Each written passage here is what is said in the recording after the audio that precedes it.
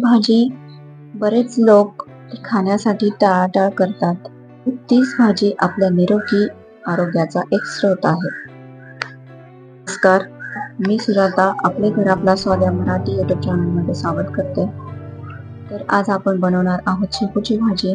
बनवायला अगदी सोपी आहे. इथे मी फ्रेश शेपूची भाजी घेतली आहे. आता ती बारीक चिरून घेऊया या प्रकारे आणि पाण्याने स्वच्छ धुवून घेऊया. कारण भाजीवरती थोडे काही मातीचे कण असतात, ते पाण्याने निघून जातात. डाळ भिजत घातली होती. आता इथे वाटण काढून घेऊया. त्यासाठी मी 4 ते 5 हिरव्या मिरच्या, थोडासा लसूण आणि थोडे शेंगदाणे घेतले आहे. शेंगदाणे थोडेसे ओबड-धोबड ठेवायचे आहे. आता मी इथे एका कढईमध्ये तेल घेतलं आहे. त्यामध्ये मी थोडं एक्स्ट्रा तेल घेतलं आहे, कारण मला बिबडे आणि पापड देखील तळायचे आहे. आता ही बिबडी कुरडई केल्यानंतर जे गव्हाचा जो चोथा असतो त्यापासून बनवलेली आहे. आणि हे पापड तर माहितच आहे तुम्हाला कुरडाचे. आता जे एक्स्ट्राचं तेल आहे ते मी बाजूला काढून ठेवले आहे. उरलेल्या तेलामध्ये आपण वाटण टाकून घेऊया.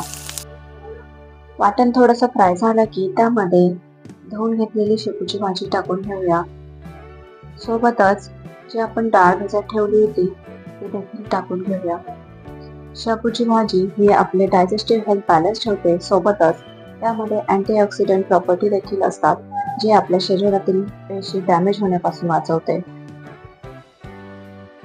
शेपूच्या भाजीमुळे ढेकर येतात, त्यामुळे बरेच लोक हे खाण्यासाठी टाळतात. परंतु ही भाजी आपल्याला खूप पौष्टिक आणि आरोग्यासाठी एकदम लाभदायक आहे.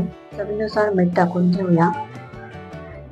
त्यामध्ये जशी भाजी शिजत येईल त्यावरून एक पळी तेल टाकून घेतलं आहे, ज्यामुळे भाजीची टेस्ट ही अजून वाढते आणि अशी थोडीशी सुटसुटीत बनते. शेपूची भाजी तुम्हाला देखील मनापासून आवडते का? कमेंट करून सांगा. मी इथे सोबतच डाळ आणि भात देखील बनवला आहे. डाळ भात भाजी हे कॉम्बिनेशन किती छान आहे ना. तुम्ही सुद्धा आहारामध्ये शेपूच्या भाजीचा समावेश नक्की करा. व्हिडिओ कसा वाटला कमेंटमध्ये सांगा. धन्यवाद.